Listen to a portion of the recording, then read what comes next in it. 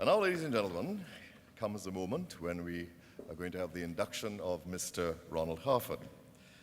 And I would like to invite you to spend a few minutes looking at a video that we have prepared, giving you a little insight, a brief insight into the life and success of Mr. Ronald Harford.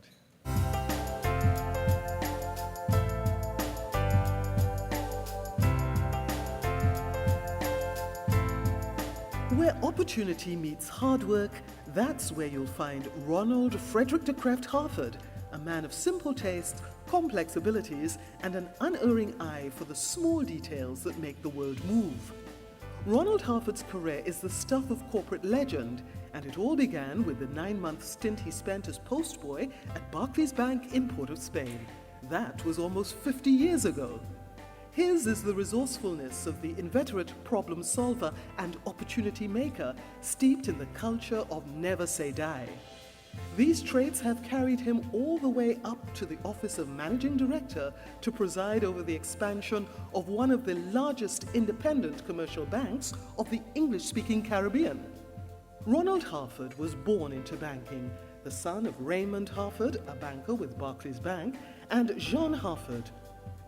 His family lived in St. Anne's until he was 10 years old when his father was transferred to Guyana. He got his secondary school education at St. Stanislaus, a Jesuit college in Georgetown, which reinforced his lifelong values of discipline and hard work. The family then moved to St. Vincent, and with 1 year of A-levels under his belt, the young Ronald decided to enter the world of work. He was an 18-year-old with 9 O-levels in 1963 when he joined the Port of Spain branch of Barclays, the predecessor to today's Republic Bank, as a postboy. Trinidad and Tobago was in the early years of independence, and change was in the air. At Barclays Bank, expatriate members of staff were returning to the UK, opening up job opportunities for nationals. Ronald Harford was on spot to take the next leap up. He was successfully studying for his banking qualifications, and the bank had seen enough promise in him. He was posted to Rio Claro, where, when faced with the sudden prospect of running the branch, he got a crash course from the bank's messenger in the rudiments of balancing the books. Today, that messenger is known nationally as Imam Haji Afzal Mohammed, Vice President of the Interreligious Organization. Soon, the resourceful Ronald Harford was given 2-year postings in Barbados, Grenada, and Dominica. By the time he returned to Trinidad, Ronald Harford was a full-fledged Caribbean man, deeply respected for his knowledge of the regional banking system. Back home, his first posting was in Couva. After that, his rise up the Republic management charts was meteoric. At age 39, he became the bank's youngest general manager. He would go on to oversee many momentous and testing transitions, including the bank's computerization, challenging wage negotiations, worker strikes, and, as newly appointed managing director in 1997, the dramatic bid by shareholder Clico to put directors on the bank's board. It was a battle of epic proportions that would test the mettle of Ronald Harford and his team. There is no better testimony of his character and expertise than the fact that by his retirement in 2007, Republic Bank's shares had rocketed from around $10 per share to $113 a share, bringing huge rewards to loyal investors, including Clico. Today, as he enters his 10th year as chairman of the board of directors, Ronald Harford's focus is on succession at the bank and within the wider society. One of his proudest initiatives is Republic's YouthLink apprenticeship program, which trains young people in the basics of running their own businesses and which enjoys a success rate of 99%. As chairman of the UE Development and Endowment Fund since 1998, he has also led the effort that now has $17 million available for student bursaries. He is currently the chairman of the Campaign Cabinet for Habitat for Humanity, Trinidad and Tobago. His own sense of corporate responsibility gave rise to Republic Bank's Power to Make a Difference program, which donates $100 million every 5 years to a broad variety of NGOs and community organizations. Civic responsibility led him to organize the country's 5 commercial banks in funding the first phase of the Brian Lara Promenade. He has also carried a range of responsibilities.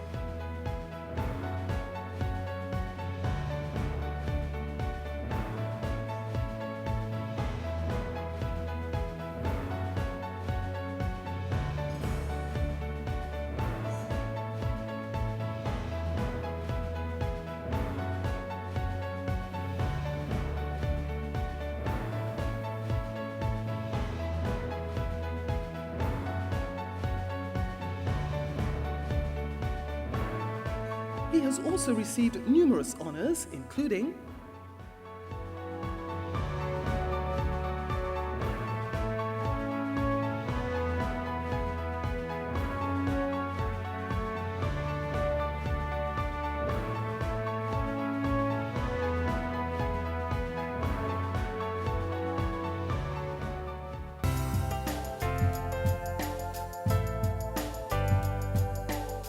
Ronald Harford has truly earned the joys of his retirement. For him, none is more special than the time he spends with his wife Alison and their combined family of 4 daughters, Deborah, Catherine, Natasha, and Marissa, and son Jovan, and 11 grandchildren. As he looks back on his career, Ronald Harford is convinced that luck comes to those who work the hardest. He says, the harder you work, the luckier you get, and God will bless you. In truth, it is we who have been the lucky ones for having had Ronald Harford working for us. When I look at Ron Harford, you don't just see a banker. You see someone who is a visionary, someone who is committed not just to the organization or the event that he was actually taking part in or the event that he was actually leading. You saw someone who wanted things to be better. I can always remember the first words that he said to me. And those words, I think, actually epitomized the kind of individual he was. And he actually told me that he hoped I was not someone who suffered from analysis paralysis. And what I interpreted that to mean, and what subsequently in all of my encounters with Mr. Harford and everyone who has encountered him in his career in and outside of the bank, was somebody of action. As an individual, I think he's very much a people person, and as I said, very passionate about everything. The Trinidad and Tobago Chamber of Industry and Commerce is indeed honored to induct Mr. Ronald Harford into the Business Hall of Fame.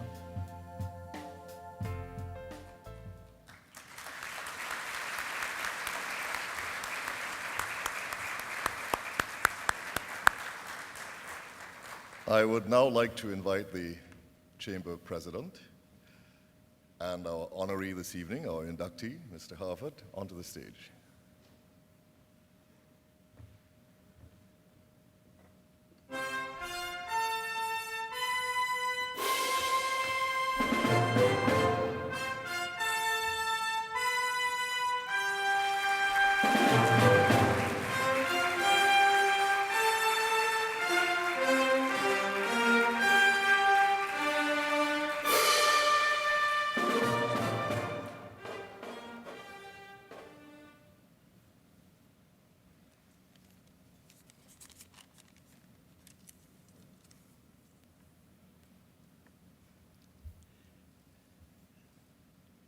Ladies and gentlemen, it's a joy and indeed a great honor to me to be here tonight.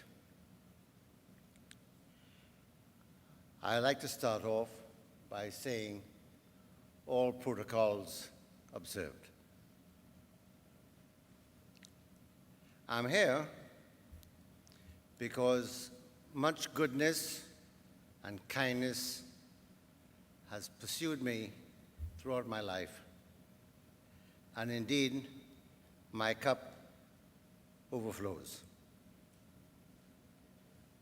It did not come as a wave of good luck that swept me to the top. It was hard work, diligence, and pursuit of the objective in choppy seas. But I have learned that if you love your job, and I have always loved my job, and protect your name and make it your brand of the logo today, and set out to achieve great things by dreaming. Dream huge, monstrous dreams, and do all that you do so that when you're gone, people will know that you were here. Always remember, someone is watching you, and that you should be able to demonstrate quite clearly that you were here. This is not a dress rehearsal. I am here, as I said, because I have been helped by many, many people. I'm indeed a Caribbean man, and I like to thank all my friends and colleagues throughout the Caribbean who I've interacted with over the years. Great friends in Barbados, great friends in Grenada, great friends in Guyana, great friends in Cuba, great friends in St. Vincent, who have all added to my life and have helped make me who I am. I would like to thank the school St. Stanislaus that you saw, a Jesuit school who taught you sacrifice, hardship are the ways of hard work, are the ways to get ahead. I'd like to thank my parents for the guidance, discipline, and friendship that they bestowed on me. I want to thank my brother, my sisters, my children, and my grandchildren. One daughter is here with me, Catherine. I would especially like to thank my wife, Alison, who has been a comfort and has inspired me through my journey.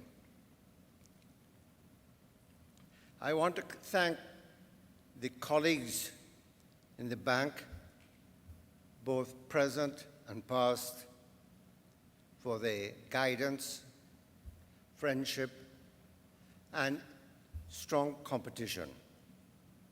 Which brings me to another point. I want to thank my competitors, and I mean the competitor banks, who made us stronger, made me stronger, because Republic Bank did not get where it is because it had pushover competition. It had very strong competition, and we had to work harder and longer and smarter to get where we are. I want to thank my friends Gonzalo Fowley and his bride-to-be Liz and Richard Vasconcelos, who have traveled here to be with me today. I want to thank my friends Sir Kiffin Simpson and Sir Royston Hopkins, who could not be here today, but who have taught me to be even more bold in my vision for the future and even more brave in giving love and friendship to humanity.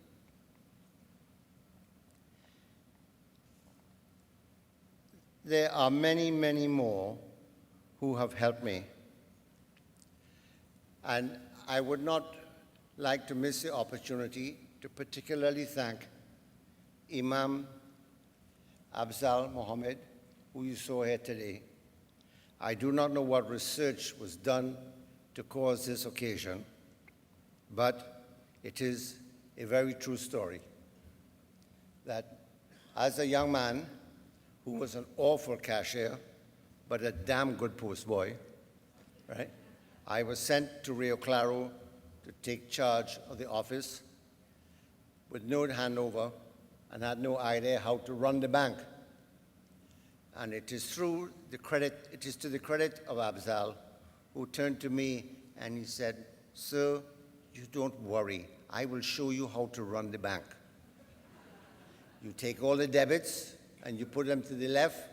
You take all the credits and you put them to the right. And you sort them according to color, and then you list them and go down." I wouldn't bore you with all the details.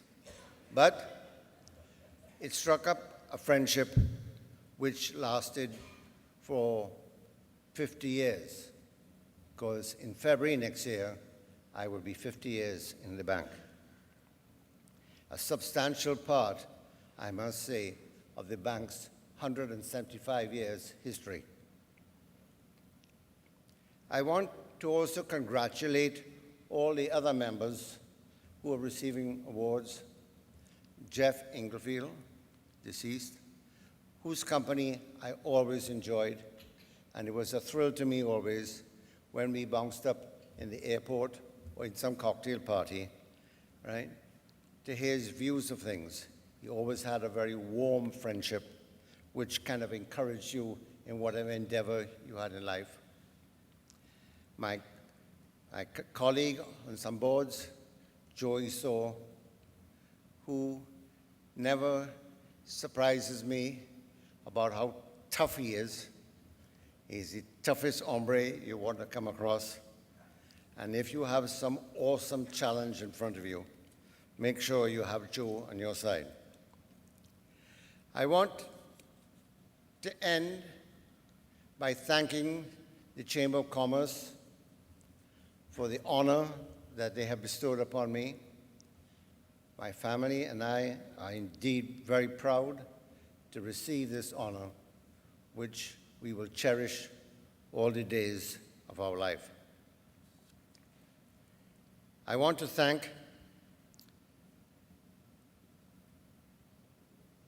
my friends again. There are many, many friends who have come out here today and are in our company that have come out to root for me on this occasion. And I'm humbled and at the same time proud of this achievement. Thank you very much.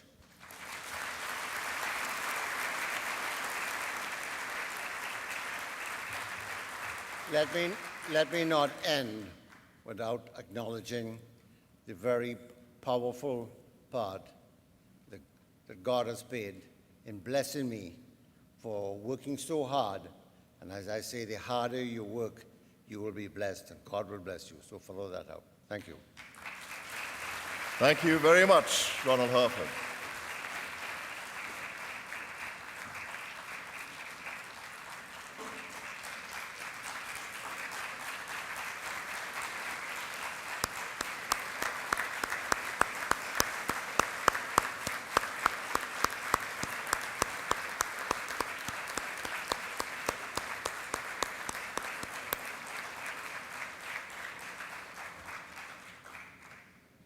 We're now going to have a musical tribute to you, Mr. Harford, performed by vocalist Damian Primus and panist Natasha Joseph.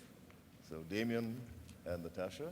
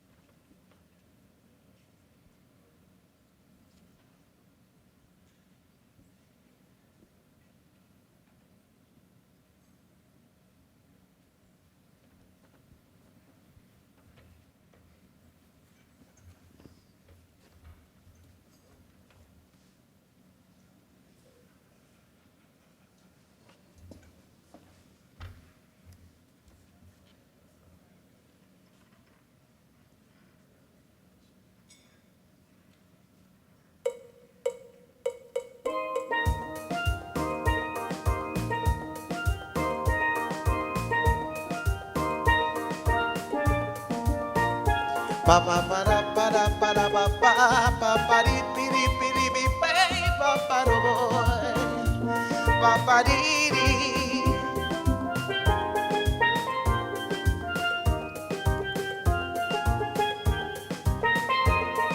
They try with a federation, but all I hear is confusion. CARICOM and then CARIFTA, but all I see is disaster.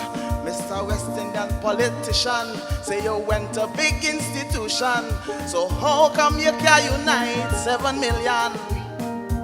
Well, our West Indian unity, I know it's very easy. All you do is rap to the people and tell them like me, well, it's one race, Caribbean man in the same place, Caribbean man on the same ship, Caribbean man on the same trip, Caribbean man. So we must unite one intention to be a better life in the region for we woman and we children. That must be the ambition of the Caribbean man, the Caribbean man, the Caribbean man. Pa pa pa da pa pa pi de. Oh, oh, eh, eh.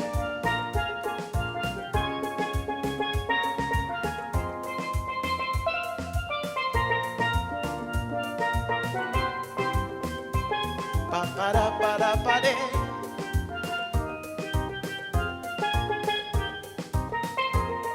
They said that the Federation was imported quite from England and they come from true West Indian flavor, but since CARIFTA started running, morning, noon and night, all I hearing is only money speech the ministers making. Well, I say no kind of money can buy no unity. The only thing the people need is their identity. Well, there's one race, Caribbean man in the same place, Caribbean man on the same trip, on the same ship. So we must unite one intention for a better rights in the region for the woman and the children. That must be the ambition of the Caribbean man, the Caribbean man, the Caribbean man. Pa pa pa da pa pa pa da. Dee dee, dee dee, dee do.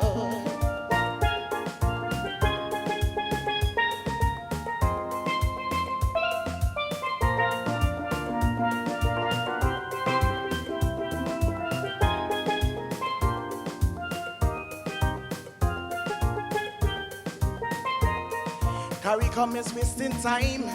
The whole Caribbean gone blind. You don't know from where you're coming. If you don't know where you're going, some want to be communists and some want to be socialists and to add religion to the foolishness. Well, if a man don't know his history, how can he find unity? If a man don't know his history, please tell me he can form no ideology. Well, there's one race, Caribbean man in the same place, on the same trip, on the same ship. So we might unite with an intention for a better life in the region for we woman and we children. That must be the ambition of the Caribbean man, the Caribbean man, the Caribbean man. Pa pa pa da pa pa pa da dee dee dee do. Oh oh eh eh. Pa pa pa da pa da pa da pa pa pa da pa da pa da be pa pa do boy. Pa pa dee dee da da da da da da da da da da da.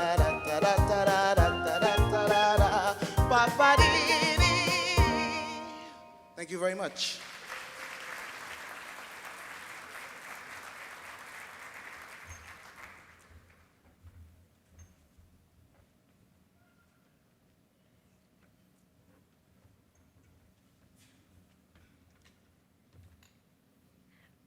Thank you so much. And we've now reached the point of our program of induction of Mr. Joseph Eso. At this juncture, we'd like to share with you a very short video highlighting the achievements of this great life, Joseph P. Eso.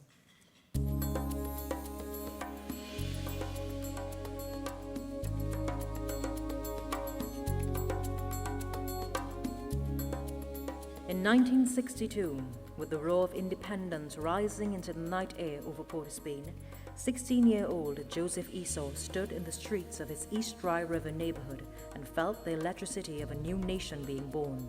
In that moment, the Fatima student and graduate of Nelson Street Boys and Rosary Boys RC was a teenager awash in the love of country, completely at one with the people on their way to nationhood.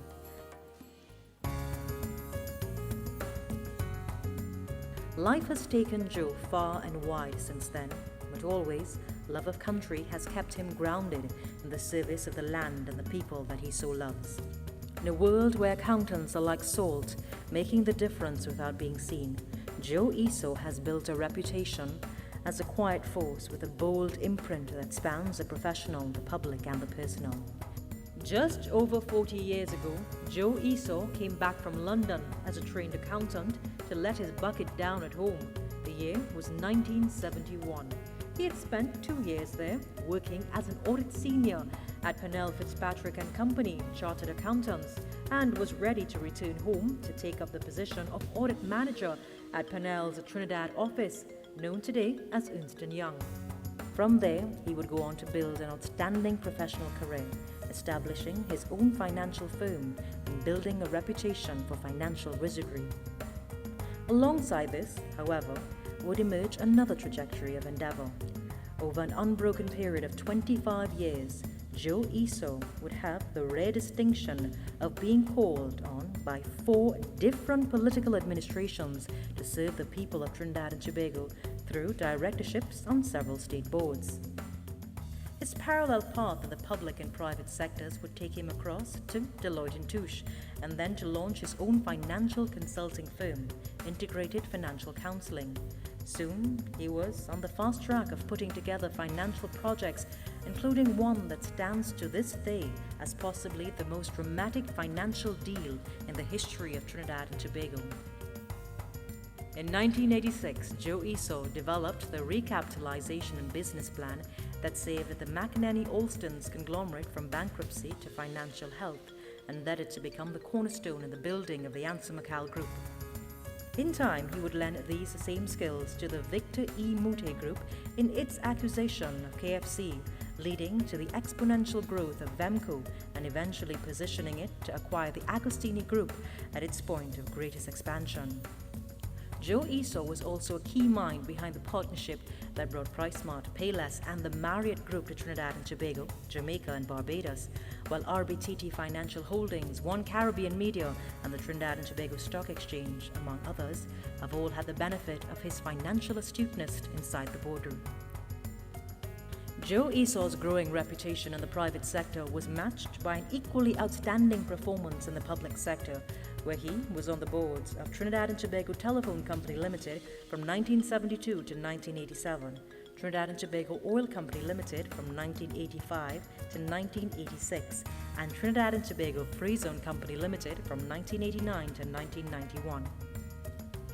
Given his success at Anser McAl, it was no surprise when the state came calling with one of its toughest assignments, asking Joe Esau to take the reins as executive chairman of the beleaguered state airline BWIE.